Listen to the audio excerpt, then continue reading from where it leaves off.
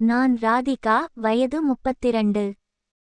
கிருஷ்ணகிரி மாவட்டத்தில் உள்ள பச்சைகுப்பம் என்ற சிறிய கிராமத்தில் வசிக்கிறேன்.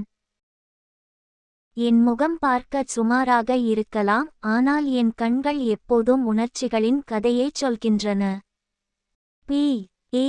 இலக்கியம் படித்தவள் நான். இப்போது கிராமத்தில் ஒரு தனியார் பள்ளியில் ஆசிரியையாக பணிபுரிகிறேன். என் வாழ்க்கை ஒரு சாதாரண கிராமத்து பெண்ணின் வாழ்க்கையைப் போலவே குடும்பம், பாசம், கனவுகள் இவைகளைச் சுற்றி நேயப்பட்டது. காலை சூரியன் உதித்ததும் பள்ளிக்குச் சென்று குழந்தைகளுக்கு பாடம் சொல்லி, மாலையில் வீடு திரும்பி குடும்பத்துடன் அமர்ந்து பேசி சிரிப்பது, இதுதான் என் உலகம். ஆனால் ஒரு இரவு அந்த உலகம் உடைந்து சிதறியது. அந்த இரவு என் இதயத்தை கிழித்து என் கனவுகளை இருளில் மூழ்கடித்தது. என் கண்களில் இருந்து வழிந்த கண்ணீர் என் வலியை வெளிப்படுத்தியது, ஆனால் அந்த வலி என்னை ஒரு புதிய பாதையில் தள்ளியது. என் கணவர் மணி, வயது 36. அவருடைய அழகு ஒரு கிராமத்து ஆண்மையின் உருவகம்.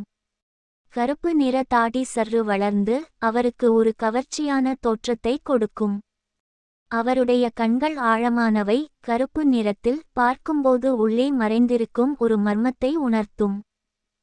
அவருடைய உதடுகள் தடித்தவை, ஆனால் சிரிக்கும்போது ஒரு குழந்தைத்தனமான இனிமை தோன்றும். அவருடைய உடல் வலுவானது, அகலமான தோள்கள், வேலை செய்ய பழகிய கைகள், அவை என்னை தழுவும்போது ஒரு பாதுகாப்பு உணர்வை அளித்தன. அவர் கிராமத்தில் ஒரு மளிகை கடை நடத்துகிறார். 10ஆம் வகுப்பு வரை படித்தவர், ஆனால் வாழ்க்கையை பற்றிய புரிதல் அவருக்கு நிறையவே உண்டு. அவருடைய பேச்சு, புன்னகை, மக்களை இணைக்கும் விதம், இவையெல்லாம் என்னை முதலில் கவர்ந்தவை. ஆனால் இப்போது அந்த புன்னகை ஒரு முகமூடியாகத் தோன்றுகிறது, ஒரு இரகசியத்தை மறைத்து வைத்திருக்கும் முகமூடி. என் அம்மா மாலதி, வயது 50. அவளுடைய அழகு வயதுக்கு மீறியது. நீண்ட, அடர்ந்த கருப்பு முடி, கூர்மையான மூக்கு, மற்றும் ஒரு கம்பீரமான நடை. அவளை பார்க்கும்போது எல்லோரும், இவளுக்கு இந்த வயசு ஆகாது என்று பிரமிப்பார்கள். அவளுடைய முகம் வட்டமானது, பெரிய பழுப்பு நிற கண்கள், அவை எப்போதும் அன்பையும் கனிவையும் வாரி வழங்கும். அவளுடைய உதடுகள் இயற்கையாகவே சிவந்தவை, சிரிக்கும்போது ஒரு மலர்ந்த மலர் போல விரியும்.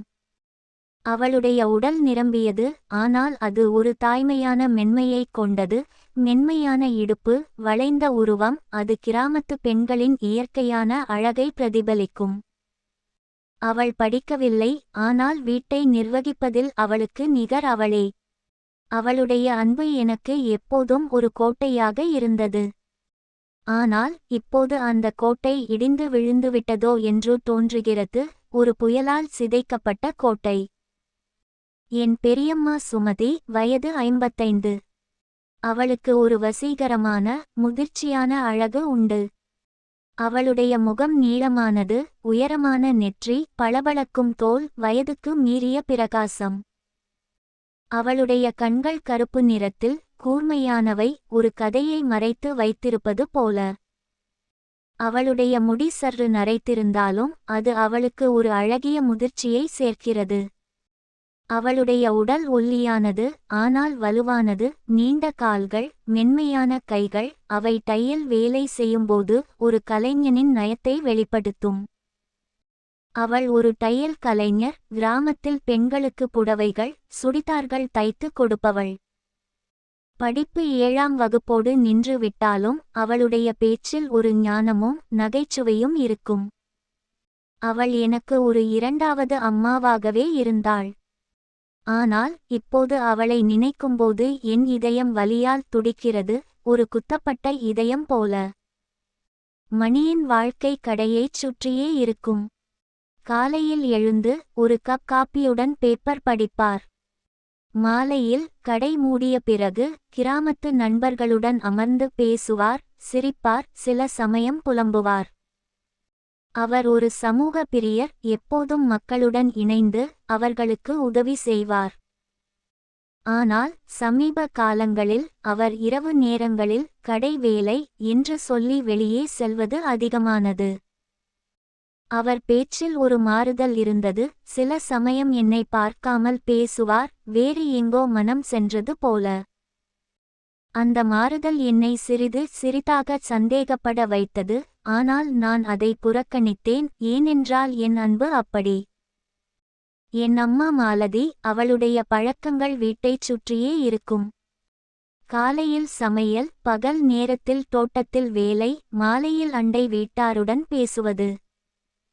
அவள் ஒரு பக்திமான். கோவிலுக்கு செல்வது, பூஜை செய்வது அவளுடைய தினசரி பழக்கம்.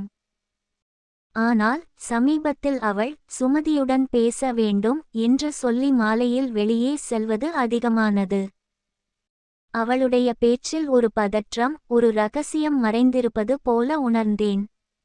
அவளுடைய கண்கள், முன்பு என்னை பார்த்து அன்பை வாரி வழங்கியவை, இப்போது எங்கோ தொலைவில் இருப்பது போல தோன்றியது. அந்த கண்களில் ஒரு புதிய பிரகாசம் இருந்தது. ஆனால் அது என்னை மகிழ்ச்சியடையச் செய்யவில்லை, மாறாக ஒரு அமைதியான புயலை உணர்த்தியது. பெரியம்மா சுமதி, அவளுடைய வாழ்க்கை தையல் மெஷினைச் சுற்றி இருக்கும். காலை முதல் மாலை வரை தையல் வேலை, இடையில் தேநீர் இடைவேளை எடுத்து கிராமத்து பெண்களுடன் கதைகள் பகிர்ந்து கொள்வாள்.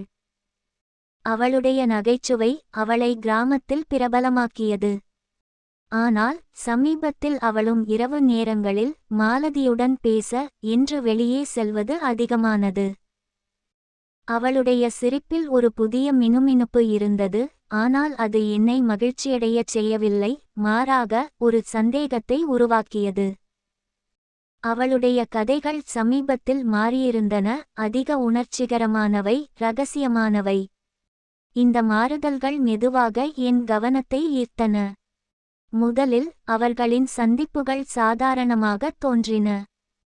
மாலையில் வீட்டுக்கு அருகே உள்ள தோட்டத்தில் அல்லது கிராமத்தின் விளிம்பில் உள்ள பழைய மரத்தடியில் அம்மாவும் பெரியம்மாவும் சந்தித்து பேசுவார்கள். மணியும் அங்கு சேர்ந்து கொள்வார்.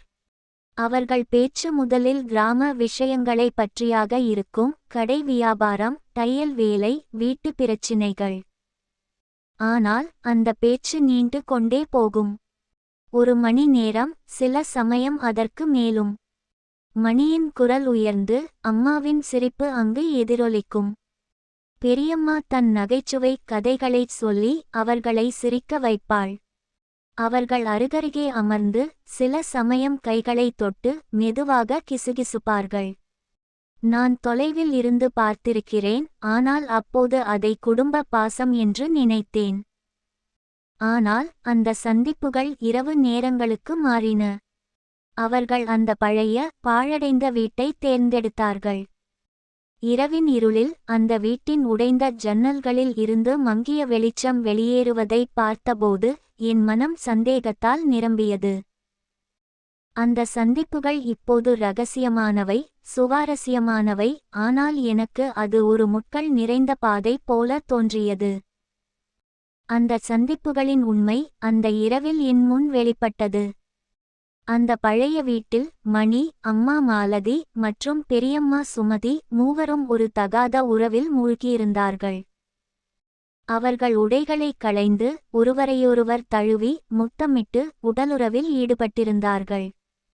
மணியின் வலுவான கைகள் அம்மாவின் மென்மையான இடுப்பை தழுவ, அவளுடைய உதடுகள் அவரை முத்தமிட, பெரியம்மா அவர்களுக்கு இடையே சேர்ந்து தன் கைகளால் அவர்களை தூண்டினாள். அவர்களின் உடல்கள் ஒன்றாக இணைந்து உணர்ச்சிகளால் நிரம்பி மூச்சிறைப்புடன் ஒரு தடை மீறிய இன்பத்தில் மிதந்தன. அந்த இருட்டு அறையில் அவர்களின் சிரிப்பு, முனகல்கள், ஒருவரையொருவர் தொடும் விதம் எல்லாம் ஒரு இரகசிய உலகத்தை உருவாக்கியிருந்தது. அவர்களுக்கு அது ஒரு இன்பம், ஒரு தடை மீறிய சாகசம். ஆனால் எனக்கு அது ஒரு கத்தியாக மாறி என் இதயத்தை கிழித்தது. என் கணவர், என் அம்மா, என் பெரியம்மா, எனக்கு மிகவும் நெருக்கமானவர்கள் என் நம்பிக்கையை இப்படி உடைத்தார்கள். அந்த காட்சி என் மனதில் ஒரு தீயை பற்ற வைத்தது, ஒரு தீயை அணைக்க முடியாத தீயை. எங்கள் கிராமத்தில் எங்கள் வீட்டுக்கு அருகே உள்ள அந்த பழைய, பாழடைந்த வீடு பகலில் கூட பயமுறுத்துவதாக இருக்கும். உடைந்த ஜன்னல்கள், பழைய மரக்கதவுகள், சுவர்களில் வளர்ந்த பாசி, எல்லாம் ஒரு பேய் வீடு மாதிரி. ஆனால் அந்த வீடு இந்த ரகசியத்தை மறைத்து வைத்திருந்தது. அன்று இரவு மணி வீட்டில் இல்லை. வழக்கமாக அவர் 8 மணிக்கு கடையை மூடி வந்துவிடுவார். ஆனால் அன்று 10 மணி ஆகியும் வரவில்லை. அம்மாவும் பெரியம்மாவும் வெளியே போய் வருகிறோம் என்று மாலையிலேயே சென்றிருந்தார்கள். என் மனம் பதற்றமடைந்தது. எல்லாம் சரியாக இருக்கிறதா என்ற கேள்வி எழுந்தது. இரவின் குளிர் காற்று என் உடலை தழுவ என் மனம் ஒரு புயலில் சிக்கியது போல இருந்தது. நான் இருட்டில் மெதுவாக அந்த வீட்டை நோக்கி நடந்தேன். என் காலடி சத்தம் கூட பெரிதாக ஒலித்தது. அந்த வீட்டின் உடைந்த ஜன்னலில் இருந்து மங்கிய மஞ்சள் வெளிச்சம் வெளியேறியது. என் இதயம் படபடவென்று அடித்தது. மெதுவாக, சத்தமின்றி ஜன்னலுக்கு அருகே சென்று எட்டிப் பார்த்தேன். அங்கே கண்ட காட்சி என் மூச்சை நிறுத்தியது. அவர்கள் மூவரும் அந்த இருட்டு அறையில் தகாத உறவில் மூழ்கியிருந்தார்கள். என் கண்கள் கண்ணீரால் நிரம்பின, ஆனால் அழ முடியவில்லை. என் இதயம் உடைந்து என் உலகம் இருளில் மூழ்கியது. அந்த தருணம் என் வாழ்க்கையின் மிகப்பெரிய அதிர்ச்சி, ஒரு கனவு போல ஆனால் உண்மை. நான் அமைதியாக பின்வாங்கினேன். வீட்டுக்கு திரும்பி இரவு முழுவதும் தூங்கவில்லை. அந்த காட்சி என் கண்முன் திரும்ப திரும்ப வந்தது. இது எப்போது தொடங்கியது? ஏன்? நான் என்ன தவறு செய்தேன் என்ற கேள்விகள் என்னை வதைத்தன. மணியின் அன்பு, அம்மாவின் கனிவு, பெரியம்மாவின் பாசம் எல்லாம் பொய்யாகத் தோன்றியது. மறுநாள் மணி வழக்கம் போல புன்னகைத்தார், ஆனால் அந்த புன்னகையில் விஷம் இருந்தது. அம்மாவும் பெரியம்மாவும் என்னிடம் பேசினார்கள், ஆனால் அவர்களின் கண்களைப் பார்க்க எனக்கு தைரியம் இல்லை. அவர்களின் ஒவ்வொரு வார்த்தையும் என்னை குத்தியது, ஒரு கூர்மையான கத்தி போல. இப்போது நான் ஒரு முடிவெடுக்க வேண்டியிருக்கிறது. இந்த உறவுகளை மீட்டெடுக்க முயற்சிக்க வேண்டுமா? அல்லது இந்த நிழல்களின் ரகசியத்தை வெளியே கொண்டு வந்து என் வாழ்க்கையை புதிதாகத் தொடங்க வேண்டுமா? என் இதயம் வலியால் துடிக்கிறது, ஆனால் ஒரு பெண்ணாக, ஒரு மனைவியாக, ஒரு மகளாக நான் வலுவாக இருக்க வேண்டும். இந்த இருள் என் வாழ்க்கையை மறைத்து விடாது என்று நம்புகிறேன். ஒருவேளை இந்த வலி என்னை ஒரு புதிய விடியலுக்கு இட்டுச் செல்லும். மணி, மாலதி, சுமதி இவர்கள் என் வாழ்க்கையின் முக்கியமானவர்கள், ஆனால் அவர்களின் செயல்கள் உறவுகளின் புனிதத்தை உடைத்துவிட்டன. இந்த கதை உறவுகளில் நம்பிக்கையின் முக்கியத்துவத்தையும் தகாத உறவுகளின் விளைவுகளையும் நமக்கு உணர்த்துகிறது. நம்பிக்கை மற்றும் பாசம் ஒரு குடும்பத்தின் அடித்தளம். ஆனால் இரகசியங்கள் மற்றும் துரோகங்கள் அந்த அடித்தளத்தை உடைக்கும்போது அதை மீட்டெடுப்பது கடினம். இந்த கதையை படிக்கும் ஒவ்வொருவரும் உறவுகளில் நேர்மையையும் ஒருவருக்கொருவர் மரியாதையையும் பேணுவதன் முக்கியத்துவத்தை உணர வேண்டும். தகாத உறவுகள் ஒரு தருண இன்பத்திற்காக ஒரு வாழ்நாள் நம்பிக்கையை உடைக்கலாம். நம்பிக்கையை கட்டமைப்போம், துரோகத்தை தவிர்ப்போம்.